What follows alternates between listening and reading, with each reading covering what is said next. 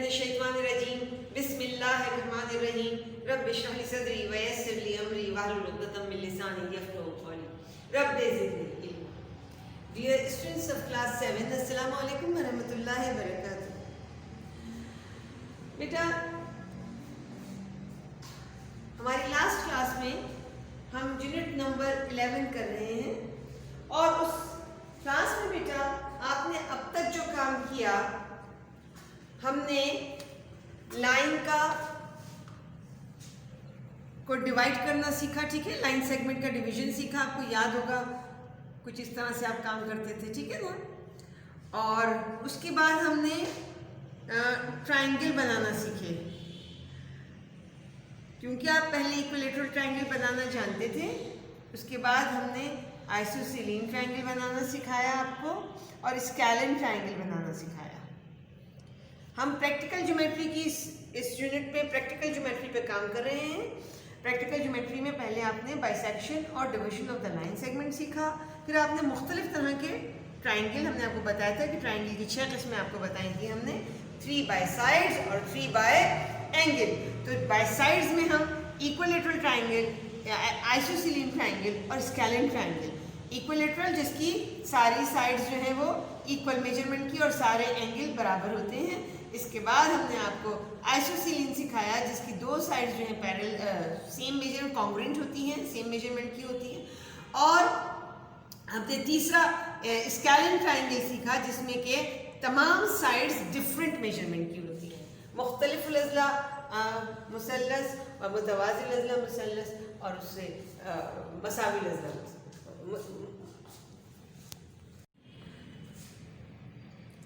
मुख्तलिफ अज़ला मुसल्लस, मुतसावी साक़ैन मुसल्लस और मसाविल अज़ला मुसल्लस। ये 3 तरह की आपने सीखी। मुसल्लस या ट्रायंगल्स बनाना सीखे आपने, स्केलन, आइसोसेलेन और इक्विलेटरल ट्रायंगल। आज जो हम बेटा काम करेंगे ट्रायंगल के बाद हम क्वाड्रिलेटरल पे काम करेंगे। क्वाड्रिलेटरल ज़ुअरबातुल अज़ला, चौकोर जो आप कहते हैं, ठीक है ना, चौकोर जिसकी 4 साइड्स होती हैं, उसकी अक़साम आप पढ़ चुके हैं बेटा, square, rectangle, parallelogram, trapezium, kite and rhombus. गुज़िश्ता सालों में हमने यकीनन सारे फिगर्स के नाम और शक्ल से आप वाकिफ़ हैं, मगर हमने काम किया था। हमने या तो उनका एरिया बनाना सीखा था, ठीक है, या हमने पेरीमीटर सीखा था उनका, ठीक है, ये पेरीमीटर के फॉर्मूले थे। तो उस पर कैलकुलेशन का हमने काम सीखा था। स्क्वायर मुरब्बा, the property of the square that it has 4 equal sides and equal angle of 90 degree. Rectangle has 2 sets of the parallel sides. इसके मेजरमेंट आमने सामने के अपोजिट साइड्स जो हैं दे आर इक्वल, ये दोनों बराबर होंगी और ये दोनों बराबर, ठीक है, but they have the 4 right angle also in it. Parallelogram में we have the 2 sets of the parallel sides, but opposite angles are congruent. यहाँ 2 जो है एंगल, अगर ये एक्यूट है तो सामने वाला भी एक्यूट होगा, और 2 इसमें ऑब्ट्यूस एंगल होंगे तो आमने सामने के एंगल ऑब्ट्यूस बराबर होंगे, यानी 2 एंगल उसके 90 से कम के होंगे और 2 90 से ज़्यादा के होंगे। इसमें कोई राइट एंगल नहीं होता। और इसी तरह से इसी पैरेललोग्राम के बाद आप रोम्बस की फिगर भी जान चुके हैं छोटी क्लास में कि उसमें भी अपोजिट एंगल्स जो हैं वो बराबर होते हैं, 2 एक्यूट होंगे, 2 ऑब्ट्यूस होंगे, कोई राइट एंगल नहीं होता। लेकिन measurement of the all side is equal, the measurement of all side is equal. इसकी चारों साइडों के मेजरमेंट बराबर होते हैं। What is the big difference between parallelogram and the rhombus? That in the parallelogram आपके पास अपोजिट साइड्स के मेजरमेंट बराबर होते हैं, अपोजिट साइड्स के, ठीक है, but in the rhombus all the measurement of all sides are equal, चारों साइडों के मेजरमेंट बराबर होंगे, ठीक है। देन ट्रेपेजियम, इसमें you have the 1 pair of a parallel lines, इसमें सिर्फ 1 पेयर होता है पैरेलल लाइन का, 2 नहीं होते, ठीक है। इसी तरह से काइट की शक्ल भी आपकी ऐसी है जिसके अंदर डिफरेंट मेजरमेंट के साथ आपके पास होती तो 4 साइड्स हैं, मगर वो शेप में कोई परफेक्शन नहीं होती है। 4 साइड्स हैं, एंगल्स डिफरेंट हो सकते हैं, मेजरमेंट्स डिफरेंट हो सकते हैं। तो इस तरह से बेटा ये 6 इसमें हमने आपको पिछले सालों में पढ़ा चुके हैं, उससे अवेयरनेस आपको दे चुके हैं, और उसमें इनमें से कुछ टाइप्स का हमने आपको पेरीमीटर और एरिया निकालना सिखाया है आज की क्लास में। अच्छा, इसके अलावा हमने गुज़िश्ता सालों में कंस्ट्रक्शन ज्योमेट्री जो है, कंस्ट्रक्टिव ज्योमेट्री है, उसमें हमने स्क्वायर और रेक्टेंगल का काम कर लिया है। यानी हमने आपको ज्योमेट्री में स्क्वायर बनाना और रेक्टेंगल बनाना सिखा दिया है। आज की क्लास में हम पैरेललोग्राम बनाना सीखेंगे, ठीक है बेटा। Whenever we have the measurement of one side and one angle, कैसे बनाएंगे? We have the measurement of side, 2 sides and one angle. 2 sides के मेजरमेंट हमारे पास हों और एक एंगल का मेजरमेंट हो। तो हम क्वेश्चन शुरू करते हैं बेटा। For example, we have measurement of line segment PQ is equal to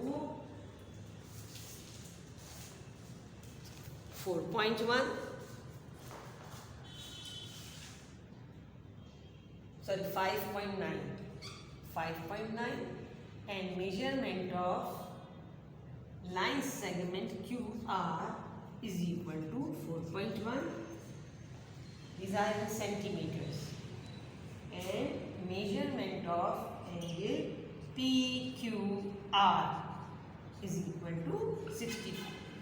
You have to make a parallelogram with the measurement of. अब आप इसको हमेशा जो आपके पास मेजरमेंट्स दिए गए हैं उनका रफ आइडिया आप साइड पे रफ कॉलम में कर लिया कीजिए। PQ, यूजुअली PQ ये आपकी बेस लाइन होती है, ठीक है। PQ is equal to 5.9। आप रफ में ये आइडिया बेटा जरूर लगाया कीजिए। अगला मेजरमेंट मेरे पास है QR। अब QR जा रहा है ऊपर की तरफ 4.1। अब इसको ऊपर की तरफ करने से पहले मैं देखूंगी एंगल कौन सा दिया हुआ है। जो सेंटर है वो आपका वर्टेक्स है, यानी पॉइंट Q पे आपको एक एंगल बनाना है 65। तो आप क्या करेंगे? PQ पे 65 का मैंने एंगल बना लिया, ठीक है। और अगला मेजरमेंट QR, यानी Q पे कंपास रख के ये इंटरसेक्ट करेंगे तो हमारे पास R आ जाएगा। जब ये मेजरमेंट आ गई तो फिर इस मेजरमेंट से डिवाइड करना दूसरी नई लाइन बनाना मुश्किल नहीं होगा। तकरीबन इस तरह की शक्ल रफ में आप छोटी सी पेंसिल से मेजरमेंट के हिसाब से अपनी फिगर बना लिया कीजिए हमेशा। अब हम बाकायदा काम की तरफ आते हैं। हम बोर्ड पे बेटा आपको सिर्फ फिगर बनाना सिखाएंगे, तफसील उसकी कंस्ट्रक्शन वगैरह नोटबुक में सिखाएंगे। First of all we have to draw a line segment of 5.9। आपके पास स्केल में गुंजाइश काफ़ी होती है। मेरे पास फिगर बनाने के लिए मैं इस मेजरमेंट को डबल ट्रिपल कर लेती हूँ। 5.9 को मैं तकरीबन कर लूँगी 11.8 कर लूँगी। मैं इसको डबल मेजरमेंट से करती हूँ बेटा, ताकि फिगर आपको वाज़ेह दिखे। आप अपने स्केल के मुताबिक 5.9 का लाइन सेगमेंट बना लेंगे PQ, ओके। अगले स्टेप पे यू हैव टू ड्रॉ, ये हो गया हमारा काम मुकम्मल। Next is the making of the angle at point Q। Take point Q as a vertex and draw an angle of 65 degree. Are you getting बेटा? 0 आप जानते हैं एक्यूट एंगल है, तो 0 से आपने नापना शुरू किया, 65 पे आपने निशान लगा दिया और उसके बाद स्केल से दोनों को जोड़ दिया। बहुत जल्दी फिगर बनती है अगर आपको ज्योमेट्री का काम समझ आ जाए बेटा। और हम तो एंजॉय करते हैं इस काम को, बिकॉज के ये तो ड्राइंग ही है ना, ड्राइंग की क्लास में तो हमें मजा आता है। अच्छा, after that the third work is that we have to draw an arc of 4.1 on QR. We want to get a point R on this line. Right now we have made the angle of 65 degree P, Q and A. Okay, then we have to take compass and set our compass according to the measurement. आप जानते हैं मैंने measurements को बड़ा किया हुआ है, ठीक है। तो मेरे पास 4.8 है, तो मैं इसको 8.2 तक ओपन करूँगी।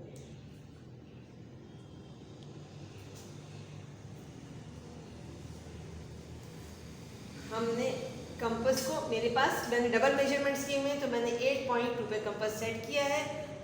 I have to take point Q as a center and put an arc on it. आप भी यही काम कॉपी में करेंगे, but you have to take the measurement 4.1. Now we get the new point, intersecting point R on ray QA.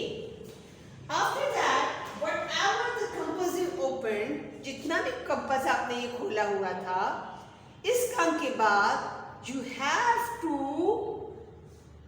fix this compass, point of the compass at point P, and you have to draw an arc.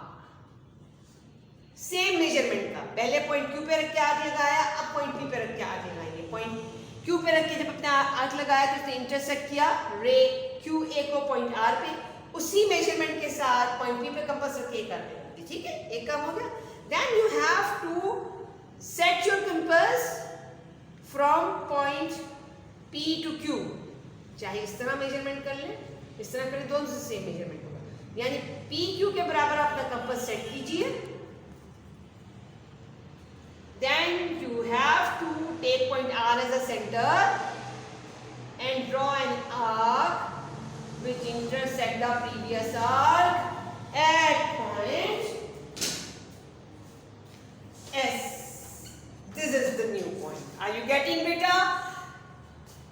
I'm again explaining it that first of all you have to take P as a center, draw the arc of same radius equal to QR. Then you have to take point R as a center and draw an arc, another arc equal to the measurement of PQ, which intersect the previous arc at point S. Now we have to join these points, point S2 first with P and S again with R. Okay, you can check it. Now you got the required figure, the parallelogram. आप जानते हैं parallelogram की opposite sides parallel होती हैं, आपस में कभी नहीं मिलती और सेम मेजरमेंट की होती है। अब हम इसी काम को कॉपी पे करते हैं। जी बेटा, कॉपी में हम सबसे पहले 11.4 आपको दिखा देते हैं, जो आप गुज़िश्ता दिनों में मुकम्मल कर चुके होंगे। इसका होमवर्क हमने आपको दिया था, हमने आपको आइसोसेलिन ट्रायंगल बनाना सिखाया था। First question is that, then the second one, then the third one, then the fourth part,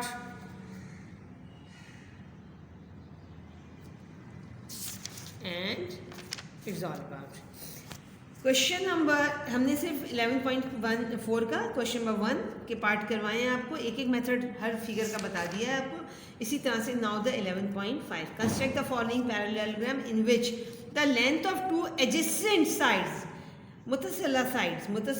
मुतसिला जिले मिले हुए, and the measurement of their included angle are given. आपको दो एडजेसेंट साइड्स मिली हुई, दो साइड्स हैं और उनके साथ जो शामिल उन दो लाइन के मिलने पे जो एंगल बन रहा है वो दिया गया है। इस मेजरमेंट से हमें पैरेललोग्राम बनाना है। बाज़ दफ़ा क्वेश्चन डिफरेंट भी हो सकते हैं, आपको कभी डायगोनल भी दिया जा सकता है और मुख्तलिफ थे, मगर क्वेश्चन को पढ़ के बेटा आप डिसाइड करते हैं, ठीक है, कि आपको फिगर कैसे बनानी है। हमारे पास एडजेसेंट साइड्स का मेजरमेंट है और उसके इंक्लूडेड एंगल का मेजरमेंट है।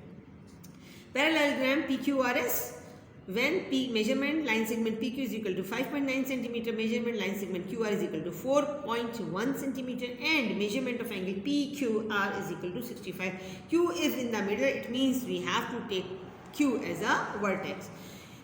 पहले इसका given आप लिखते हैं, whatever the measurement are given to you in the question, you have to write it down in the under the heading of given. सारे measurements को लिख लिया। Required, whatever you have to construct is the requirement.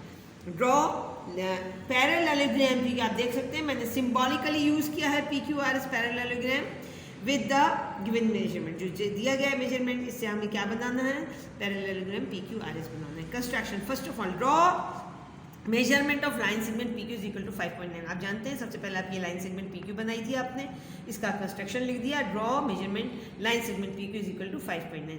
Next step पे आपने point Q के ऊपर 65 degree का एक एंगल बनाया। Take point Q as a vertex, draw PQB। मैंने बोर्ड पे A लिखा था, इससे कोई मसला नहीं है, आप नाम बदल सकते हैं।